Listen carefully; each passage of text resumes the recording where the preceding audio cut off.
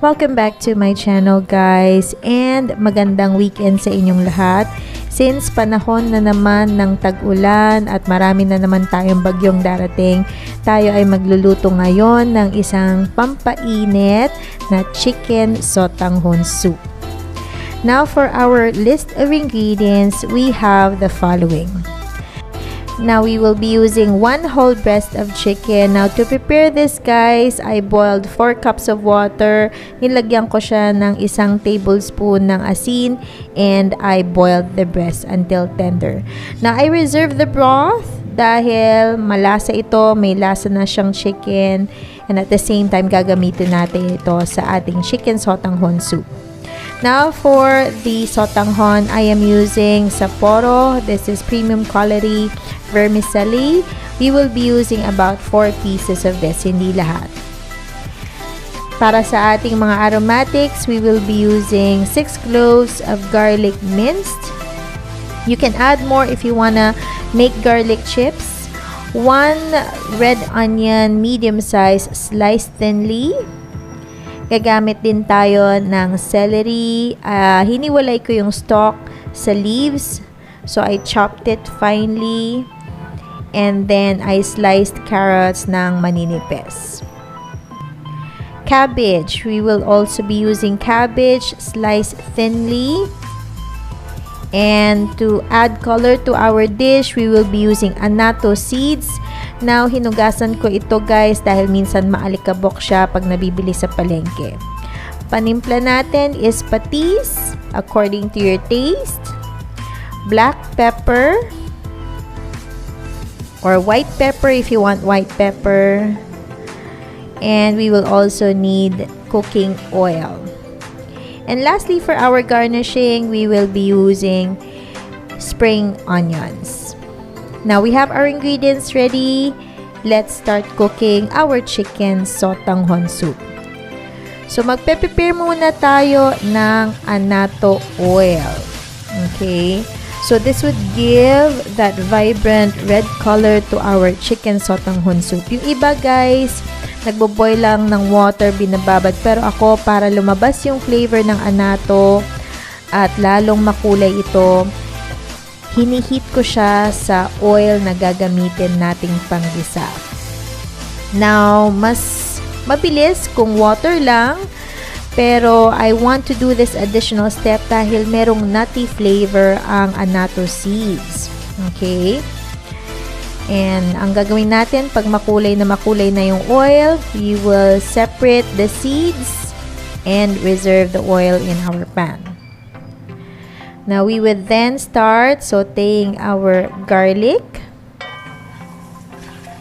Pag mabango na siya guys, we would add our onions next. Hindi ko na chinop yung onions dahil madi-dissolve naman siya sa ating soup. But it's up to you if you want it chopped. And then we would add our chicken breast. Now again guys, when you saute, kailangan amoy na amoy nyo na yung aromatics bago nyo ilagay yung other ingredients.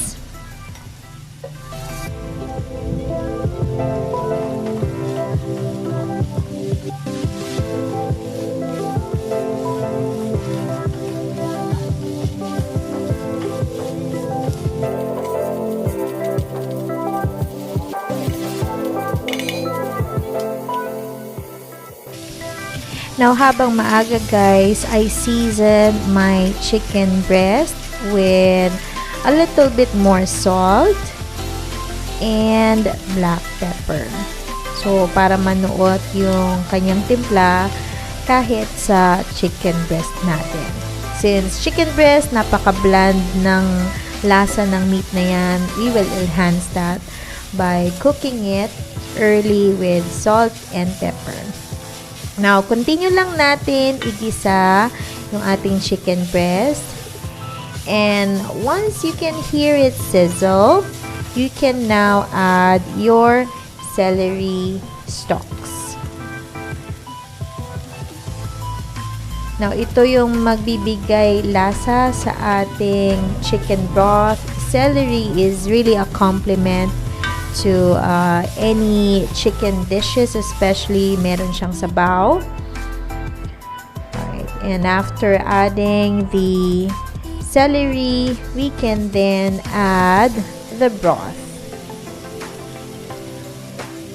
Now, this is about 4 cups of chicken broth.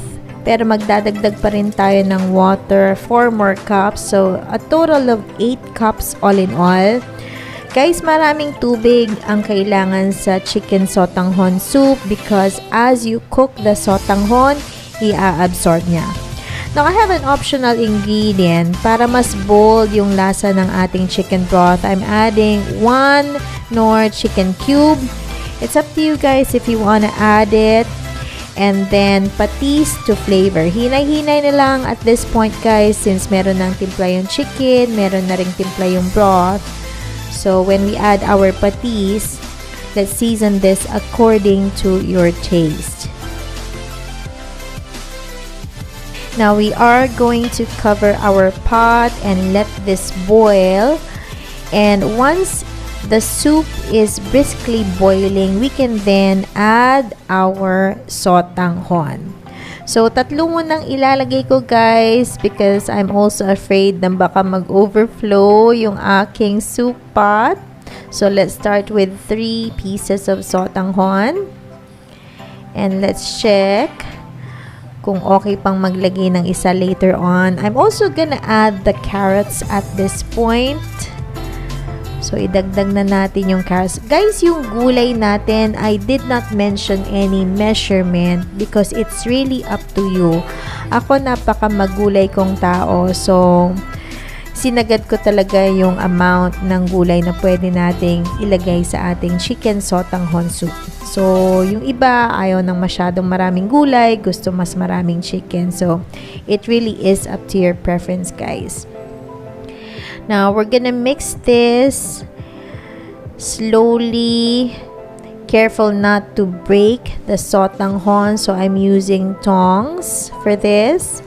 And then, unti-unti kong ilalagay yung cabbage and incorporating that sa ating sotanghon.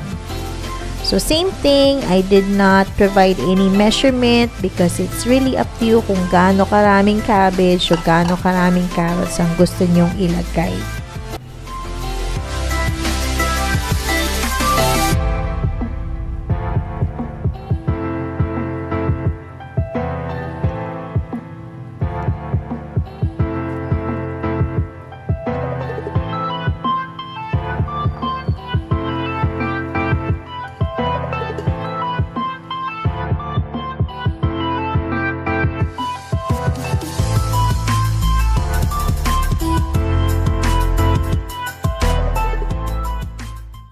Now, we're almost done to the last few stages of our cooking, guys. Nilalagay ko na yung celery leaves. And garnishing na lang tayo yung spring onions. Now, depende sa inyo, guys, if you want to serve this with boiled egg, additional spring onions, additional celery leaves, or garlic chips, mas masarap siya. Okay? So, I'm putting this into a bowl.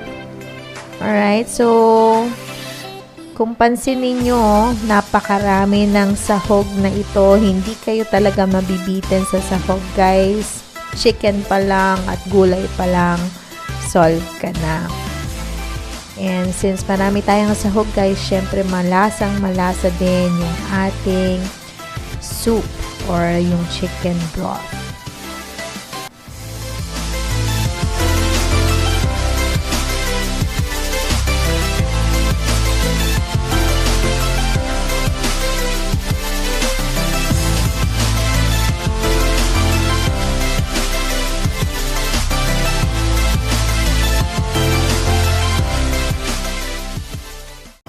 So, there you have it, guys. Our recipe for today, isang napakasarap at napapanahong chicken sotanghon soup.